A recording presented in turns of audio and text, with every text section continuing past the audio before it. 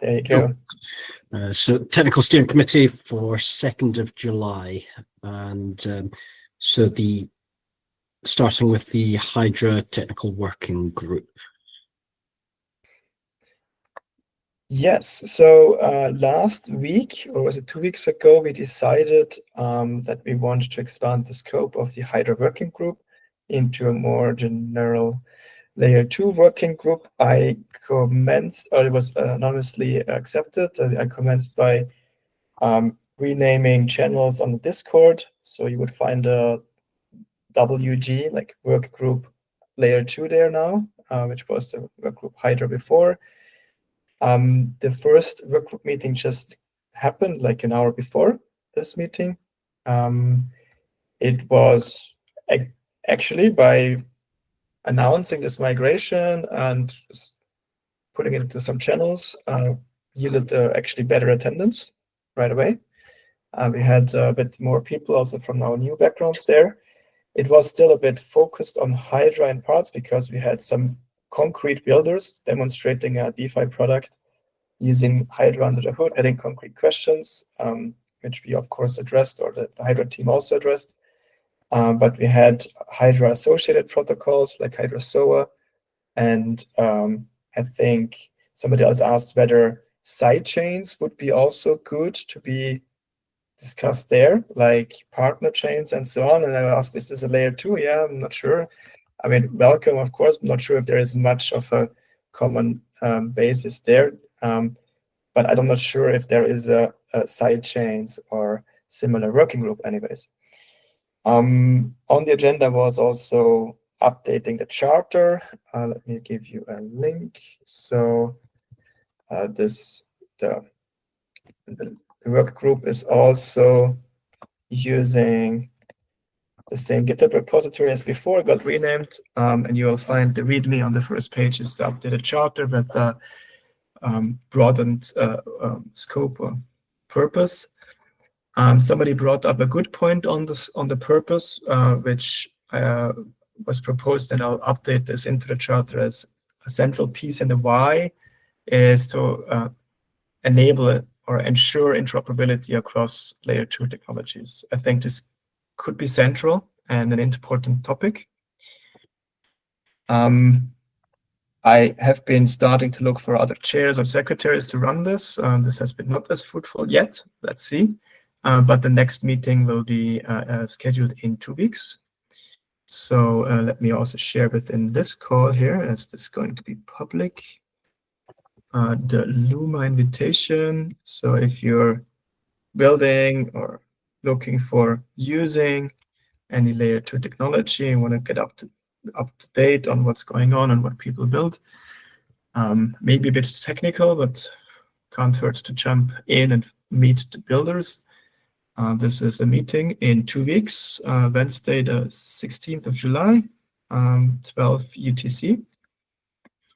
Will be the next instance. We identified an interesting agenda item actually for next occasion in 2 weeks is as Sébastien Guillemot, I think working for on Starstream mostly, or in that context, he mentioned that they're looking into some research in optimizing the processing of UTXOs in a better than logarithmic complexity. So aiming for maybe even constant time operations. I'm not sure exactly what to what extent this would go. I think this is an interesting topic because UTXO processing, notably validating transactions and stuff, right, is a thing. All layer 2s are affected, even layer 1s and so on. So this is kind of yielded an interesting discussion to be had in 2 weeks. Let's see. So overall, I would say the migration is complete. A handover of somebody else than me chairing it is not yet done, but it's not in conflict with the TSC meeting anymore, at least. Johnny, you have something to add? Yeah, I saw a Twitter post and thread from IO recently that said that Hydra is not to be considered a specific product, but is instead a general term for scaling layer 2 solutions on Cardano. Is that a recent pivot? Because I have only ever been engaged with Hydra as a technology rather than a banner. And is that why Hydra is switching to layer 2 technical working group, because of the sort of connection to that becoming a banner instead of a product? I think that would be only coincidental. I personally, like being probably the most active developer in the past on Hydra, I would have always said this is a building block for, I'm not even sure if it's a layer 2 by itself, right? Because it's just a state channel, and you can maybe, yeah. And people do use it as a building block in building more advanced layer 2 concepts. Hydrozoa is, no, it's the same, but Gameworm would be an example for that, for example. And so I guess the question no is, claim. do you subscribe to the idea that Hydra is a general term for scaling solutions, potentially layer 2? No. I think it's just a bespoke name to one of the state channel solutions.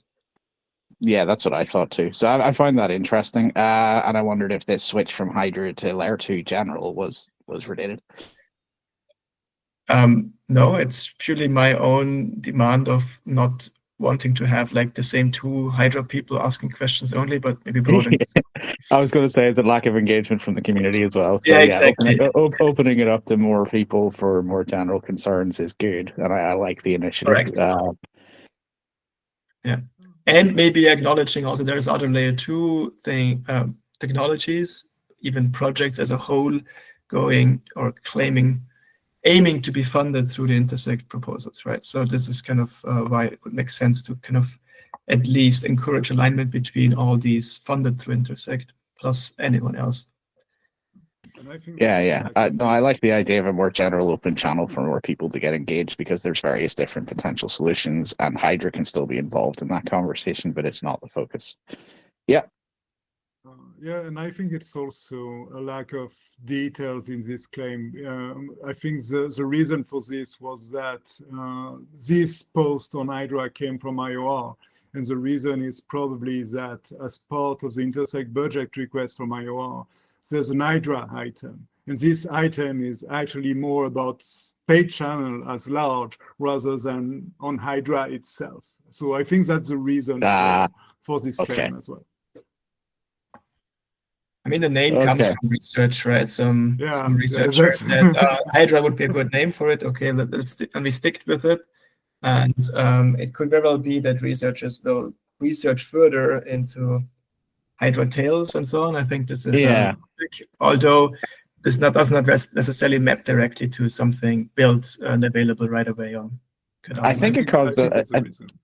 think it did cause some confusion in the community. Like, people were pivoting away from something they were working on because of like fear of use. But then, you had Hydra Doom, which was branded as being on what people viewed as a product called Hydra. So the confusion in the last week has been evident on Twitter. But I guess ultimately, if you can point back to something that wasn't exactly this, it was a research thing, as Adam said in chat there as well, then it's just per differentiation in public. I mean, even you can maybe compare it with like replace Hydra with Lightning on Bitcoin, although Hydra does a lot less than the Lightning network right now.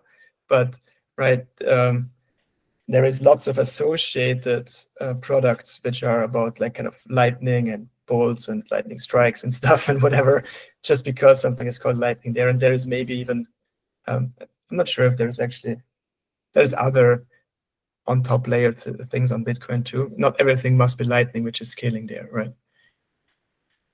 And of course, researchers will probably fancy the terming and to kind of have continuations on their past publishings. I guess every time we cut down one definition, two pop up in its place.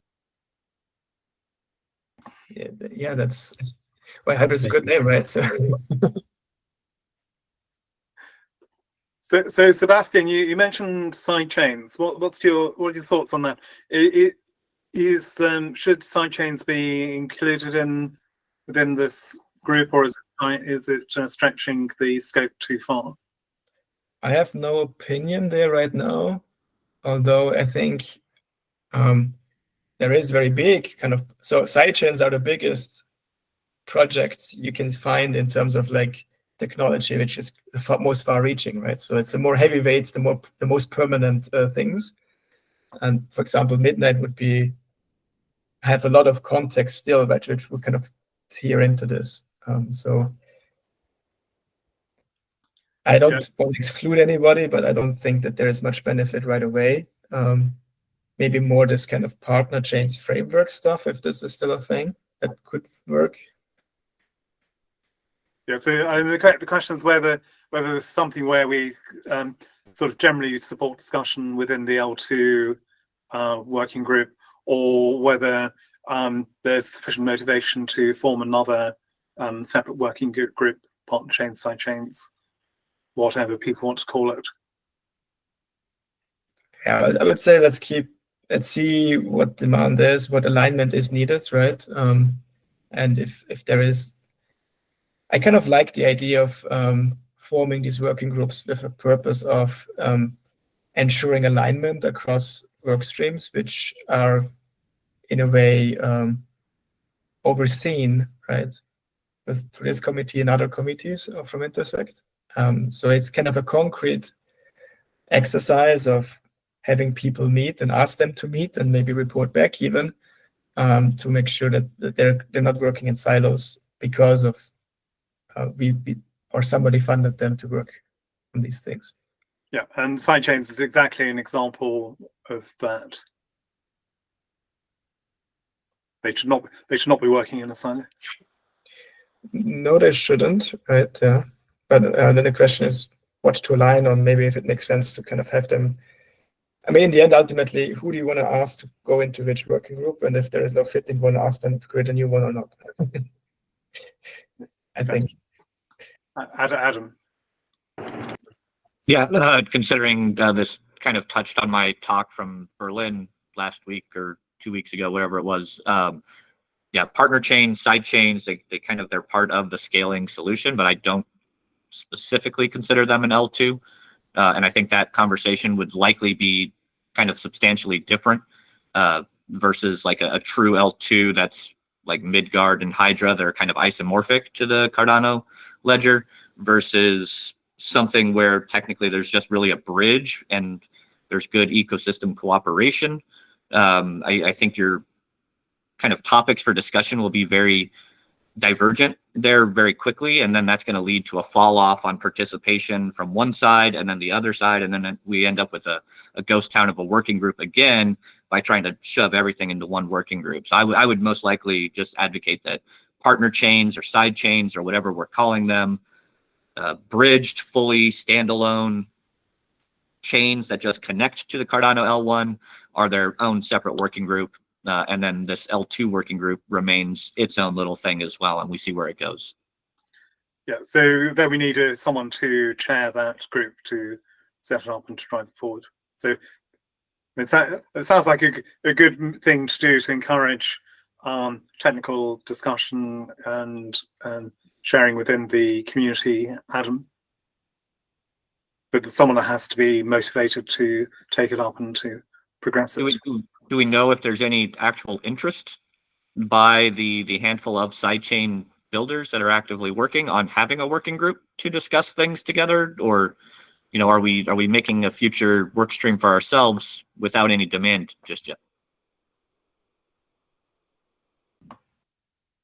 Is there a way to put up to community vote whether or not they need or want a working group within Intersect? Is there like a demand request that people can be, bulletin boarded and say, hey, do you need this for any reason, rather than just creating it and maybe nobody turns up? What I would do, Johnny, would be to hold a meeting and then let people decide based on the meeting. So hold a meeting of sidechain developers, virtual meeting, and then if people want to continue it, they can elect a chair to progress it. How does one make sure that the people that you're inviting to this meeting are aware of it? Anyway, Tex. Just a overarching caution. I know the TSC is kind of steering back towards their technical working groups as it is. If we're looking at adding groups, I just want to make sure that there's not too many groups added that you can't keep proper control over them, or you don't have time to get them into your meeting to give updates. So especially if this is dealing with side chains, I'm just thinking forward. Maybe that's something where we need to interact with product to see if they have additional time to in name own the working group, even though you would still expect updates. It's just more that committee collaboration, but making sure not to inundate the schedule. So yeah, the ownership is a different question. Thanks. I mean, I think there's probably enough technical content that it should be on something like the technical steering committee rather than the product committee. If it was about developing product, that would be a different matter. I understand. I'm just speaking to the management aspect of it, and whether whoever becomes the TSC secretary moving forward, I mean, that the secretary should always be aware of all of the working groups and should have updates, even if those updates aren't coming to the meeting. And so we can't expect too much of a secretary who already typically does quite a bit. But I'm just throwing it out there. Does anyone have anything else to add on this, or should we move? There was an item where we were discussing engagement with the technical working groups. So maybe we should just go on and discuss that, and then what you said, Tex, I think fits in exactly to that item. I'll just add that there does already seem to be a working group channel called Partner Chains under Technical Steering Committee. So if it already exists, then we should take steps to engage with it and find out what it's doing. just let me check. Last post was on March 2nd, 2025. Okay, so reasonably recent. Yeah. There you go.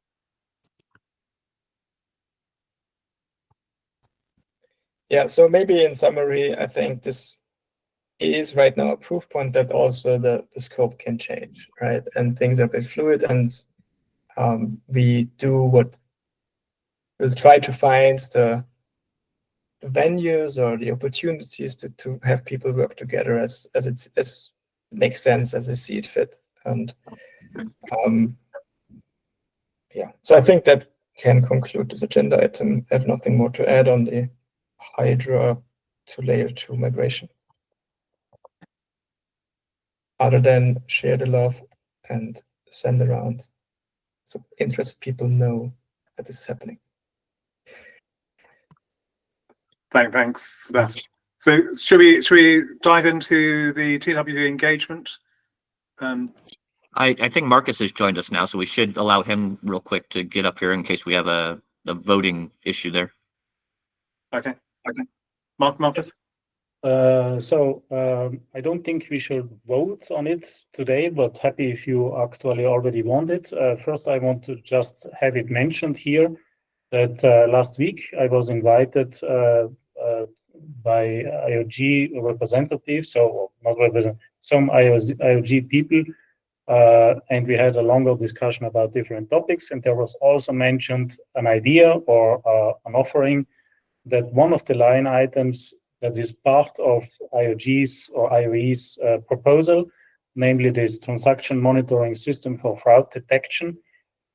Actually, the real name in their proposal is transaction monitoring system, and in bracket, Bluetooth high assurance. It then in the description, which is very short, actually then also talks about detect potential fraud and anomalies. So the idea they have is that, or basically what they asked is, as they still don't have, let's say, a partner or collaboration with whom they could work with, except they have one, but that will be a commercial entity, and this entity is used or will do this in a licensed, not open source way. And basically the funding of $1,690,000 then will go into a solution that ends up as a license non-open source solution for transaction fraud detection.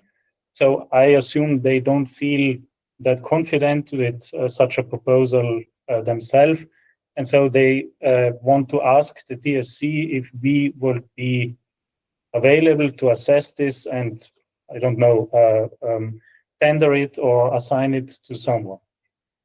The first question that I want, so I mean, they asked me to bring it to the TSC's attention, so I'm not going to tell them alone single-handedly, no, this is not a topic for the TSC. So the first step here is I bring it officially to the attention to all the elected members here.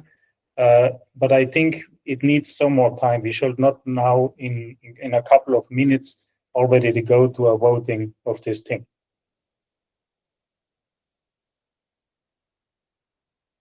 Seb, you were first up. Yeah, I would like to add that I recently got in touch through my work at IO actually with, I think, that company, and they've been doing this in course of a catalyst proposal. They've been creating, I think, at least a proof of concept there in this regards. I think if I remember correctly, it was a cybersecurity company. I also don't remember the name right now, but yes, security-related company. Or something like that or so. And they, I will try to find back the catalyst proposal in a very bit to share with you here. This is currently ongoing. They will close it out. The question is maybe, I think the catalyst proposal was not doing this in fully open source. It's more rather as a tool or so. But maybe it could be like, is it good to have this more as a general tool, more established, and then maybe also open sourcing that? I think, do I understand correctly that IO is asking for approval of handing over this away for doing it themselves, and maybe have somebody else kind of do it to the likes of to our approval? So this is how I understood it. The question is this, so the Kevin, if you can help me, because I didn't find that document anymore. There are so many documents we worked on in the last months of 2024 until February of this year, as you may remember. And there was some survey and then also some internal assessment where, if I remember right, this project here was not really top ranked in the priority. Yeah, I think Johnny did an assessment of that. So this is from the community survey that we did in November. So this was proposed at that point. And this is one of the items that people, well, the people we consulted really weren't in favor of. What I can't really tell, though, Marcus, is whether that's because they don't like the concept. I think some people didn't like the idea that there might be censorship of transactions. So there was some negative feedback on that. But I think some people were also marking it down because it was tooling. And when we asked the survey question, we were asking about roadmap, where they were thinking L1. So things that were marked up were things like Laos and Peras, of course, the L1 solutions, rather than tooling or other work items. So I think that's why it wasn't wanted. Yeah. Johnny, Johnny was next, yeah. So just let me understand what's happening here. So sorry, there was an application from IO to cover a series of budget line items for them to then handle and get worked. But one of these budget line items they now want to hand over to the TSC to essentially do a request for proposal or bid for lot system to get someone to fulfill that item, because IO are no longer going to do it, even though the TSC has been explicitly told that they can't run request for proposal or bid for lot systems, and the board has explicitly stated publicly that they will not supply administrative support for that kind of thing. Are we being asked to do this now? Well, to be honest, these people where I had a conversation with, they explicitly made it very clear that they are not in politics and governance. They try to facilitate things and deliver things. And if it's not feasible, then they try to find solutions. This is what they say, and I try to be just fair on this. I also don't try to defend this now. Johnny, don't get me wrong. The question, no, I'm just trying to understand the context. The question when I bring it up here, actually, I also believe personally the first question should be, are we actually now in a place where we can do this? isn't this basically already redefining IOG's proposal? So like if IOG proposed it, and even if they stated in their proposal in collaboration with to be done, so the proposal that was voted on had a to be done noted in there, so it is not clear who should deliver it. To be determined. Yeah. Okay. So, To be determined, of course. Yeah. Sorry. so that means they didn't have an explicit supplier in mind, which is fine. So they were going, but from my understanding, they would usually run their own internal processes to fulfill that because it's their budget and their money to spend. Why externalize the allocation if the explicit desire was to not have the TSC run allocations or come up with systems for people to apply? Yep. So again, to remember, I told them I will bring it to the TSC's attention because it is not on me to tell them, no, we are not going to do it. No, exactly. I just want to make sure that it's recorded that we're not being requested to do something we were shunned from doing. Yeah, to answer your question, Johnny, presumably it's because the CDEC doesn't have the capability to deliver on this item that was proposed. Well, I mean, in that case, they could go down the path of like, if we don't fulfill this budget, we'll give back the money that was allocated. Right, that would void the whole budget, presumably. No, I mean, it would void it would void that milestone and any work that was associated with it, because as long as the milestones were constructed based on their individual line items for work they wanted to do, I don't think it would be that much in conflict. And you know, it already wasn't popular in the survey, so I don't think you'd have too much of a backlash if they said, hey, we didn't actually get this one fulfilled, we didn't have the CDEC capacity to allocate, and we're just going to return the funds that were allocated for this one line item because we weren't able to fulfill. I mean, that is something that would be an option. No?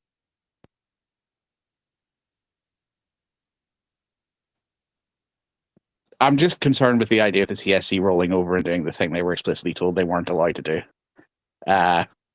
because now it's wanted by the people who said we shouldn't be doing it. That seems like a strange position to be in.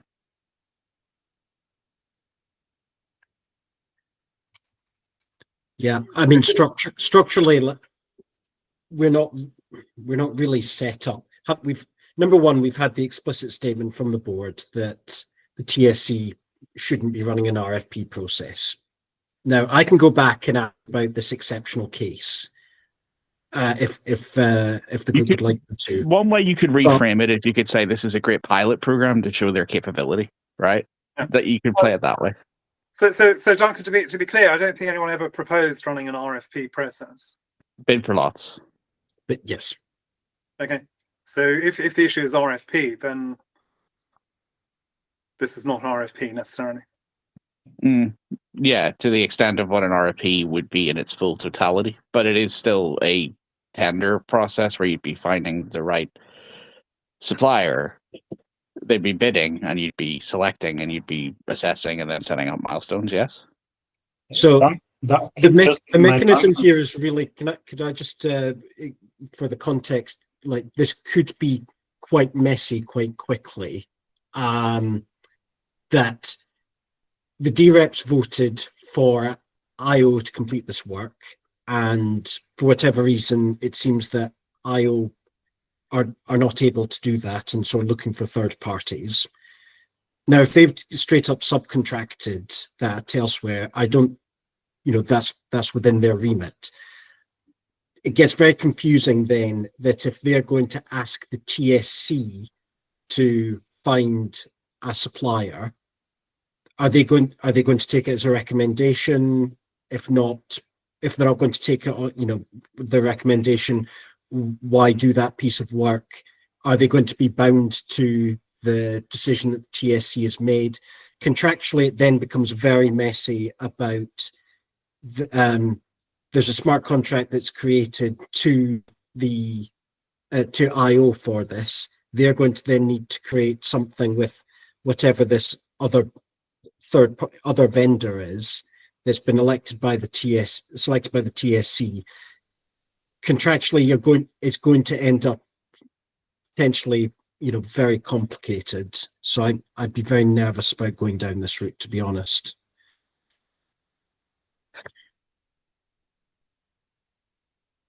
Duncan, see, you've been. Yeah, so Jonathan already asked some of the questions, which I think clarified the position a bit from Marcus. I mean, it sounds like Marcus was talking to technical people, and we need someone with some contractual authority on IOG's side to say something about this. Like, do they in fact want to hand this item back? We might want to take a position on whether handing it back is the reasonable thing to do. And it sounds, if it wasn't a particularly popular task, we might choose to say or recommend, because we're not administering the contract, right? Correct me if I'm wrong, but we might give them advice to Intersect and say, well, we think it might be okay to hand back this line item and the budget associated with it, because it wasn't particularly popular. We just won't do it, or whatever. We could take a position on it. I think we should say though, they certainly can't. We wouldn't think. I would say we shouldn't. It's not acceptable to give it to a third party who do it under a completely different license, like under a proprietary license. That would not be fulfilling the terms, presumably, of what the line item was intended to be. So that they can subcontract whoever they like. That's not our business, but they can't do it and say, oh, now it's under a proprietary license. That's not okay. But we might want to take a position on just handing it back. But I think we need to have someone from IOG actually say something. Yeah, they actually do want to hand it back if that's what they want to do, and return the budget for it. I'd make sure the D-reps are aware, because like that kind of maneuvering, that kind of maneuvering without their oversight might be viewed as well, not good. Yeah, obviously the D-reps need to be fully informed as well. What is an SOTA research /spec? I'm reading in the State of the art. Like the actual state of the art. Okay.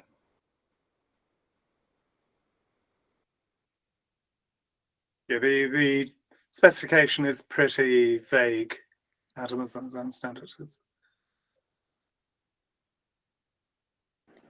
I definitely think like Jetson-esque, if we're talking about state of the art, like I want to really see some like bubble jets or something, some really new fancy tech here, not just yet another large language model. For 1.6 million, I'll give you a hoverboard.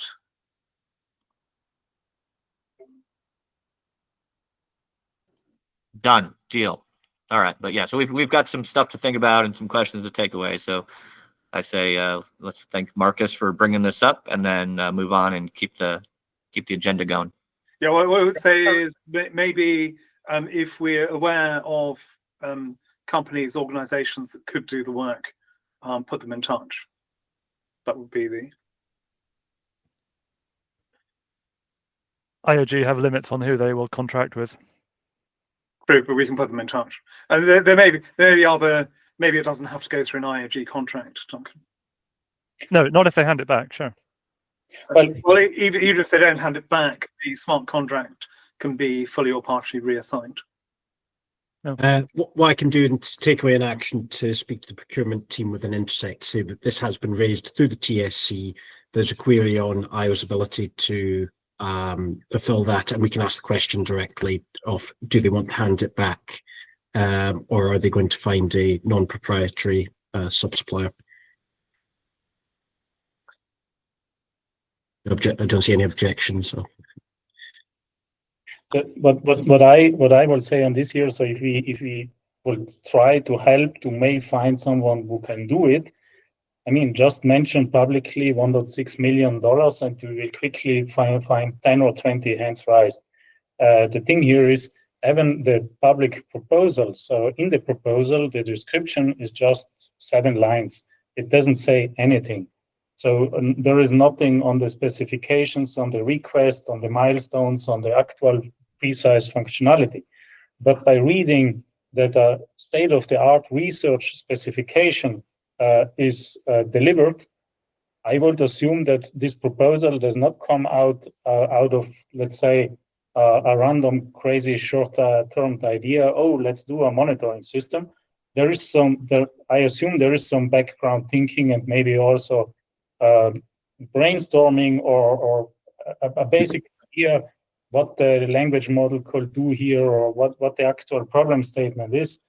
And before we don't know it, we should not try to facilitate some potential any whatever integration company that looks more on the available funding than what actually is to do.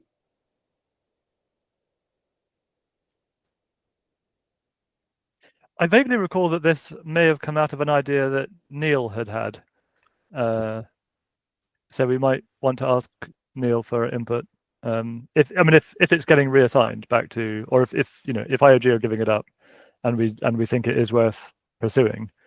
Yeah, I think the title, Duncan, doesn't reflect the description. So what we originally thought with the transaction monitoring system was it was something to do with network traffic monitoring. Right, nothing to do with AI. Yeah. Kevin, keep in mind, Kevin, in our assessment documents, there are two mempool monitoring proposals. One is this fraud detection.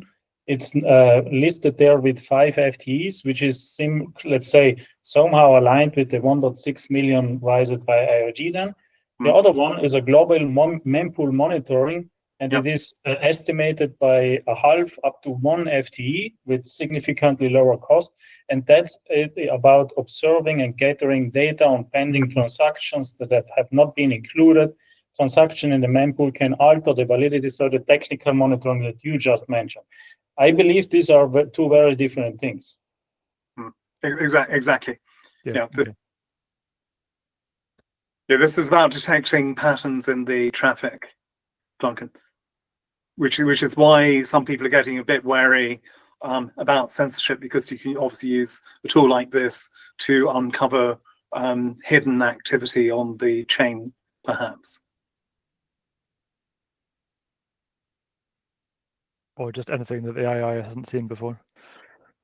If it's okay for all to have a little interim vote on this, that we have it discussed now, we will think about and bring it up maybe in next week or in sometimes later, and now go ahead with point number 3 in the agenda.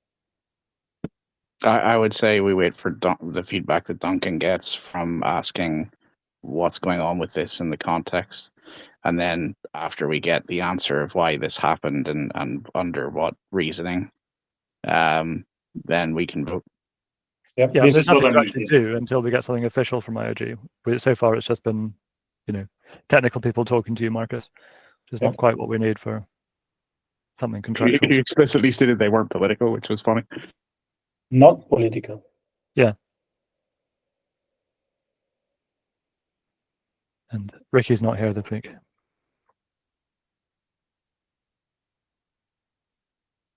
Okay, should we move on? Does anyone from last week want to talk about the joint meeting product committee and GMC on 2030 vision? Yeah, several of us were there, including you, Johnny, and Duncan, I think. So would one of you like to give us an update? There was a lot pre-filled in by the time we started. Was there work done by the team organizing it, or was it open for contributions prior to the meeting itself? I think there was a short. I remember having a discussion earlier with the product committee. So I think either they've had a close consultation with a few people before all this, or it's been seeded by the product committee.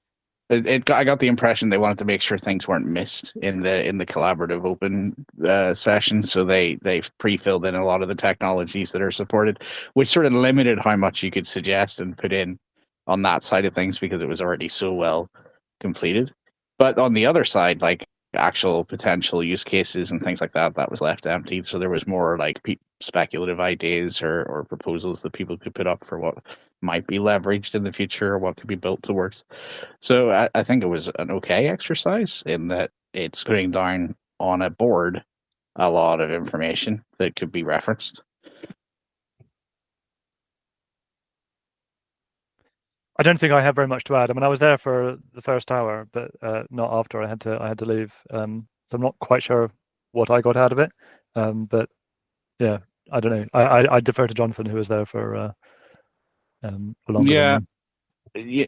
It's for people who've already been entrenched, saturated by all this information. Like it felt a little redundant, but it isn't for that audience. It's for creating something for reference for the community, right? So they can see a lot of the current technologies, what they could be leveraged for, what future technologies might be able to be leveraged for other products, what isn't possible yet, the positives and the negatives of the current ecosystem. Like it gives a sort of dashboard view.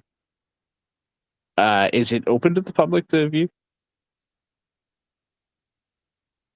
I think there was a commitment that I think there were a couple of more sessions, and they were going to have a review, that they were going to publish a cleaned up version of that. Okay, just for the people possibly watching the recording, then this was a Miro board exercise of different committee members where people were putting post-it notes under different Venn diagrams, essentially, or connected circles of influence in different types of discussion. So it'll eventually be a published document that is like a mind map or a mind dump of information about, current technologies, future technologies, potential use cases, current use cases, things like that. Yeah, I think you were there too, Nicholas, right? Yeah, I was there. It's far from my area of expertise. I'm a terrible product person. That's why I'm doing technology, actually. So I can't assess the quality of the process, to be honest. I'm just feeling lost in this kind of exercise. I think that I still got a few takeaways, like some things that we hear since a pretty long time, which is that there's a challenge with UX, which is actually a technology issue that we can probably tackle in the future. That has not been that much tackled through the current Intersect budget, actually, budget items. So yeah, there's a few interesting takeaways from a technology perspective as well, which was like, at least for me, of interest. And I guess it could also serve the positive. So the negative aspects interest me the most because it's things to address and fix and build for. But the positive aspects could be taken away by a marketing team to then leverage and say we have this, and this, because people have added that to the board. Although it's not my primary interest, marketing, it does exist. Can I ask Jonathan, because I didn't stay to the very end, the thing that I wanted to know was the pain points. Like what are the things that are annoying that we could fix? That might make just building ordinary things rather than like unique, because they were looking for things that like are uniquely better on Cardano. Yeah, which is cool. Seemed like a limited scope. But I'd also just like to know, like, what making it harder to build something. Why is it harder to build something on Cardano than on another platform? And that would have been wonderful for me, but I think this was coming more from a marketing perspective than it was, because that might inform our roadmap or the product, more short-term roadmap is fixing stuff that's awkward, difficult, broken. Yeah, that's the most valuable thing to me. Like, where are people angry? Because then you can solve. I mean, yeah, you of course you want to push on the positives, but you also want to push on the negatives as well. And don't forget that in this kind of exercise, you have a survival bias, because people that are participating are people that are part of the Cardano community. So the pain point for the people within the community might be a different one that people outside the community, people that have gave up because of something. It's always a challenge to get the right negative point about your product. Well, this is what I meant by it might be kind of redundant if you're already saturated in the Cardano ecosystem, like to do this exercise, because you've been going through this in circular conversations all along. But the value is it's actually recorded somewhere and can be referred to and added to. So you could bring it out publicly and then maybe add the ability for people to suggest things that the people entrenched in it didn't think of. Yeah, so Duncan, I raised your point at the end of the session, and so I made sure people were aware of that.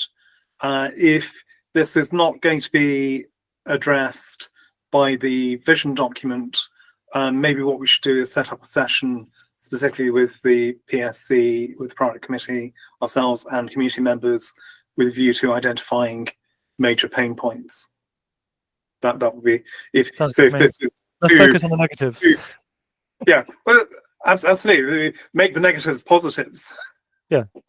If they're Deal with we can identify them, we can probably fix them. And you're right. The things that stop people aren't always big things. They can be quite small things that are fixable.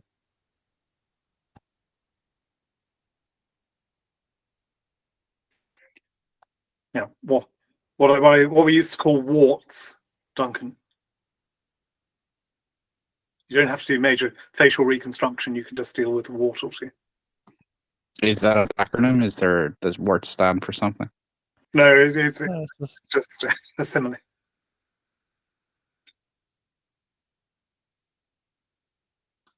Hello, Tex. Hey, just confirming, Hydra was renamed Layer 2, right? Yeah, the group. Yeah. That's right. Right. I just got to get that changed on the calendar, so I'll get that updated. And then just so if I don't know if you guys caught my message earlier, but Nick Stanford is the contact for partner chains. If anybody needed that information. Cool. Thank you very much, Tex. There's Nick Stamford, was it? Yeah, there's a Nick that's working on Laos now. Is that Nick Stanford or is that a different Nick? Frisbee. That's a Frisbee different Nick. Yeah, Frisbee. there's too many Nicks. Sorry. Listen, you need Nicks for a network. Sorry to jump back in. Is this a time change for Layer 2 as well then? Yes, there was a time change, so it didn't clash with TSC. Yeah, that was predominantly because Sebastian being in this meeting, the previous Hydra working group was at the exact same time as this meeting. And he asked for anybody that would stand up to become the new chair of that working group. And I was the only one that offered, and it turned out we had the same scheduling conflict. So that didn't help any matters. So he moved it an hour earlier on my schedule, which means I will be even more unlikely to ever attend one of these working groups. But it is what it is. So yes, it's an hour earlier now than it used to be, or 2 hours, I think, maybe. 2 hours. Yep, that's fine. I'm putting together a tracker. Christian and I are going to work on some different publications of the stuff to get it out there.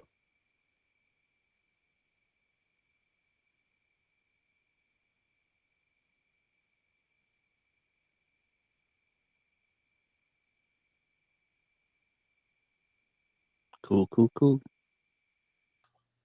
So do you want to move on to the Yeah. next point? So there was strong feeling that we should be having better engagement with the technical working groups, but I don't think we took any actions to progress that.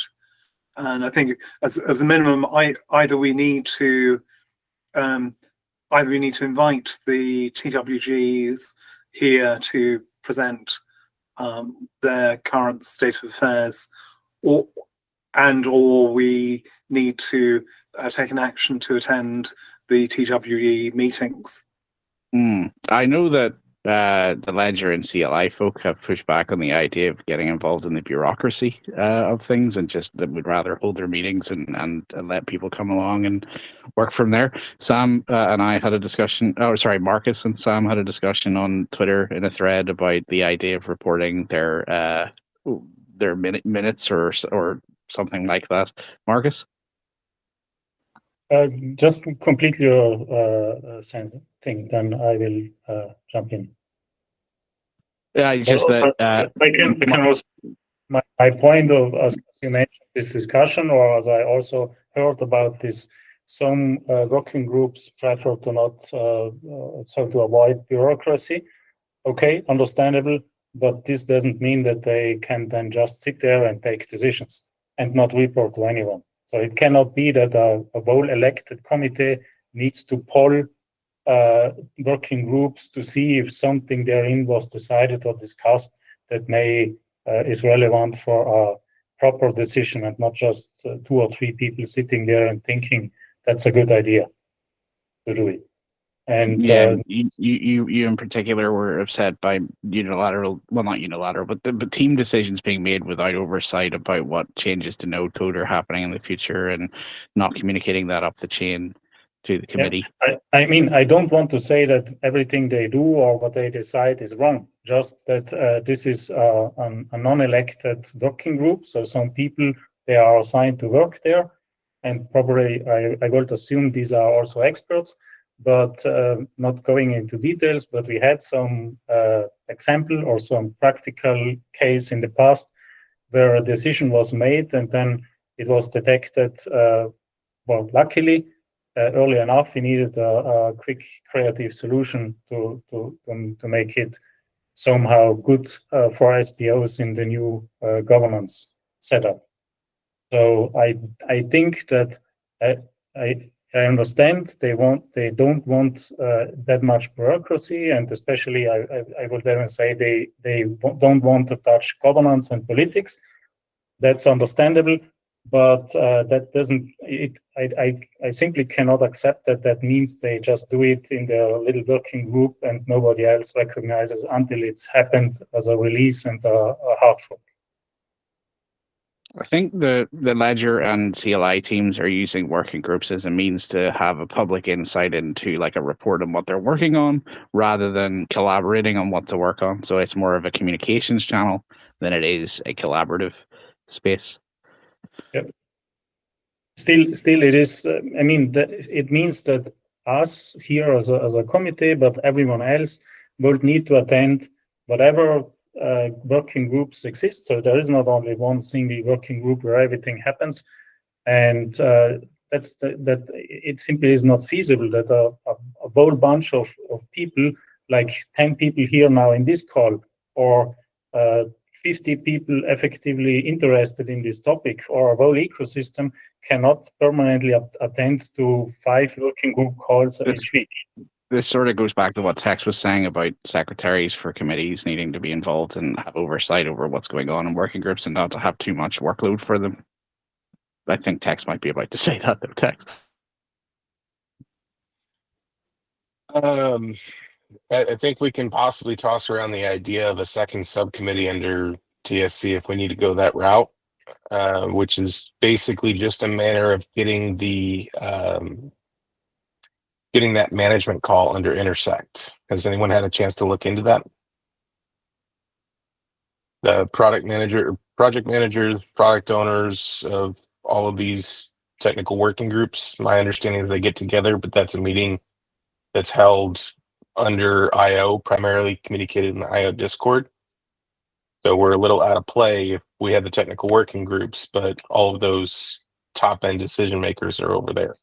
Sounds like an internal all hands meeting or something like that, like a coordination event. Yes, and I've heard that directly from the project owners themselves. Well, this is the difficulty of like previously closed processes moving towards transparent processes and what the balance is there. And this is why these reports are coming out through the working groups, because that was an effort to move to a more transparent system. And more recently, the reporting on the actual node development is one that some committee members in the TSC have been invited to attend. So it's becoming more open over time, but there's no formal documentation process and reporting back to the TSC yet. There's no bureaucracy yet. Yeah, so one of the statements that the developers do make is that they don't get many people attending these meetings. So yeah, I kind of get burnt out. I want to. In fact, if and when I'm out of the committee, I will be attending those meetings more because they're more on the front line. Yeah, so the developers actually want more people. They would like more attendance and more collaboration. But then the meetings. So the meetings they're not just updates, Adam. There are discussion sessions. But that then relies on people attending who have things to discuss, of course. Well, yeah, I mean, my comments in the chat were based on attending some of these working groups and trying to get in there and see what was being discussed or handled. And it was mostly, here, we're the API CLI team, and here's what we've already decided that we're going to work on or have been working on for the past 2 weeks. And so guess what? We changed all of your CLI commands again without telling you guys. Yeah. So enjoy our new release, because that's what you get, without any discussion or topic. So, and again, this will kind of harken back to those that were in the OSC call right before this. We have a really bad culture of IOG or whoever is contracted to work on a thing just decides how it's going to go, rather than leave the little things and as good first community contribution steps, where we can say, hey, you know, there's this question.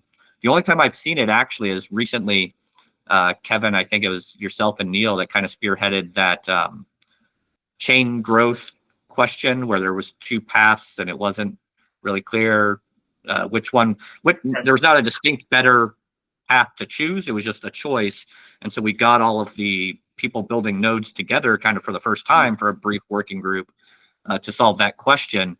But the problem is, to date, most of our contractors just decide the answers to the questions without the community feedback, which is what the working groups should be doing. And so there's no work for the working groups to work on. So nobody's going to show up and waste their time to listen to yap about the work you've been doing while they're sitting there unpaid, just listening to you, essentially.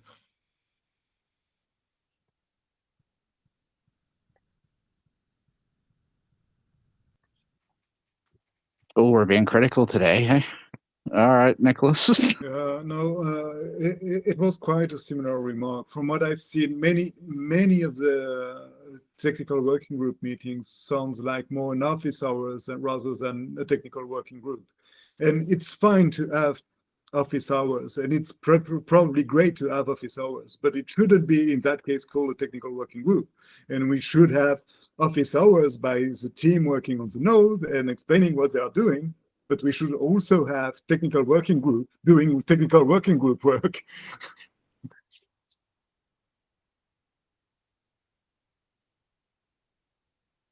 I'll just recycle the importance to clarify that if a change is to be made, to refer to any of those as project office hours as opposed to technical working groups, that the decision-making guidelines are made clear. And basically anything in those groups would be a suggestion up to the project managers or back up to TSC and whatever framework gets established here. I think that's going towards, I don't remember if that was Marcus or Ben from a few weeks ago. And just circling back to that thread that happened on Twitter between Sam and Marcus, Sam stated that if the teams have to start going into a more bureaucratic style, they might not even hold those meetings anymore because of time that they view as wasted. So it was quite a combative statement. Well, yeah, I think there's certainly a solution to that, Johnny. So there doesn't need to be huge formal reporting.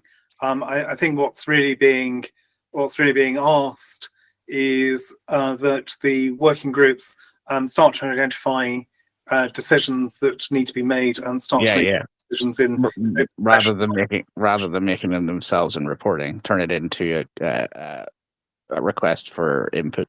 Yeah, and then that will attract more people to attend the meeting. So if there's a meeting where something needs to be discussed and a decision needs to be made, that's going to be more attractive than just being updated on what your team has achieved in the last few weeks, I imagine.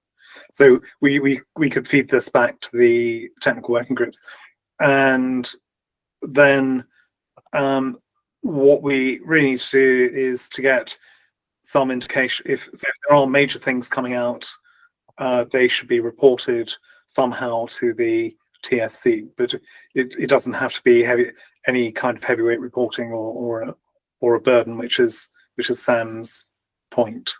There's already Cardano updates for doing the reporting. All we need to do is make sure that any things any important things are highlighted and direct asserted, so that this group and the community is aware of those decisions.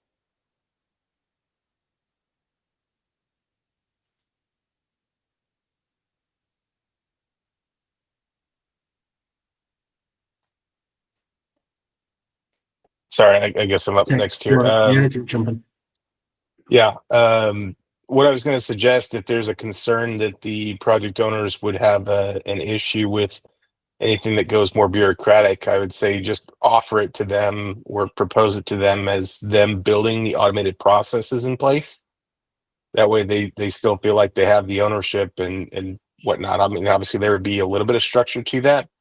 But if you automate the flow of those potential suggestions, changes, decisions needing to be made, then they have a clearer agenda as opposed to just focusing on some development roadmap and pushing stuff up that gets discussed 6 different ways in other meetings.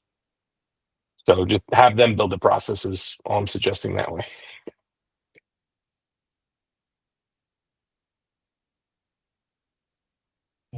So my contribution to this topic would be, so I mean, let's reflect or remember that all of this comes out of like 6 to 7 years of development inside IOG. But now we have governance and a diverse contribution system. So even if that worked, like there was teams or now like working groups, and even if that worked for years in a company, I cannot imagine how this is going to work in a setup where we discuss first together what we are going to implement and how, and then different node teams actually are going on their lines of code.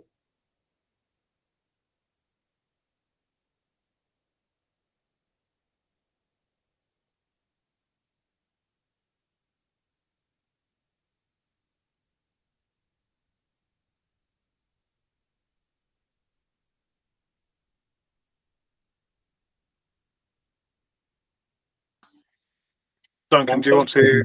Just to follow up from what Marcus was saying, and indeed what Adam was saying earlier. I mean, I'm sure it's right. You know that you know switching from essentially a one sort of corporate hierarchy development style to trying to do things more in the open. You know, it is a bit of a change, but I would take a slightly more positive light on it. I think it's totally possible to change, and I think the engineers, knowing most of the engineers involved, I think they would be totally up for, doing things in a more open source style, in a more open style. But it just does require a bit of a culture change, and they need to know that's what the community wants, and they need support from their management to start working in that style. But I think the people involved are totally capable of adapting to that way of working. I mean, it might take a little while, and there might be some bumps along the way, but yeah, I mean, I think we should complain in a positive way, and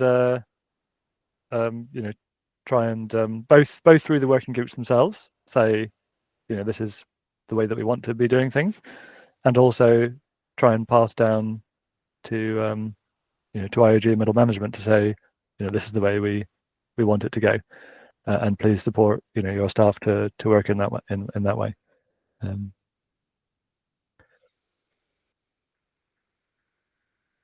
That's it for me. Go on, Nicholas. I think one of the challenge will be actually to agree on which decision need to involve the TSC and which decision can be taken by the team. It's always a problem of they need some how far guidance, should don't you they? go Yeah. before informing others about the trade-off and which decision should be taken and which decision you can take on your own. And it will be probably the most important part to solve, because I think it's also part of why they are pushing back with this idea of, oh yes, we don't want to go into this administrative path, because they don't want us to overlook at every decision they will make, because many of these decisions doesn't need to involve us. We just need to be very clear about at which stage they need to involve the community within a decision. And it's a pretty hard thing to do, actually, because it's very hard to agree on what is the right level. There will be a gray zone, and we need to be able to discuss the gray zone. And actually, maybe these working group should be there also to discuss the gray zone and to see, okay, maybe here you went too far, and we would like to discuss this next time, or this kind of stuff. And it does have a cost, right? Because it adds latency to making a decision. Yeah, sure. That's why you don't want to micromanage people. Otherwise, you don't make progress. Yeah. You have them waiting for a decision, wait for the next meeting for the people to get together, and then they ask for context, and then they get a request, and then they have to. Yeah, but equally, the teams often they lack context, Johnny. So sometimes decisions are being made where people would have liked to have more knowledge about what the community would like, for example, the community needs, and they don't have that, so they're taking decisions. Well, a good example right now is in the Laos testing, and whether or not you want to allow for more CPU usage or trade off user experience and this and that. Like they're starting to, because there was a meeting yesterday in open spaces on Twitter. But like, what is the level of SPO resource usage that they would accept as a trade off to give a better user experience kind of discussion? From my experience of working on the Leos R&D, they were always wanting to try and get feedback and not quite sure how or where. So I think that's just a matter of getting people connected properly.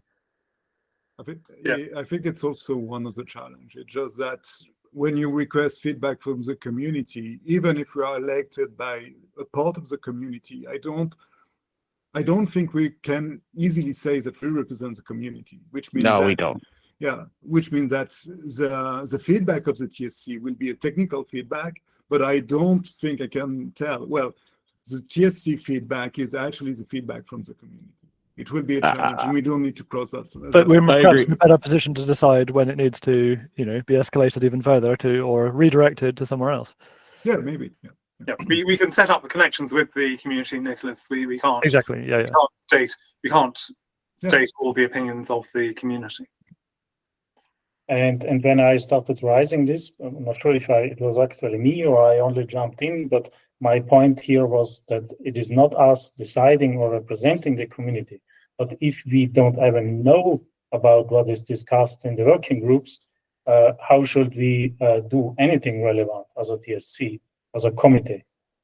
So, I mean, the committee still stays above all the working groups that are assigned to. This is my understanding. Well, hopefully we can develop a framework where both sides are happy and nobody feels like they're in latency hell.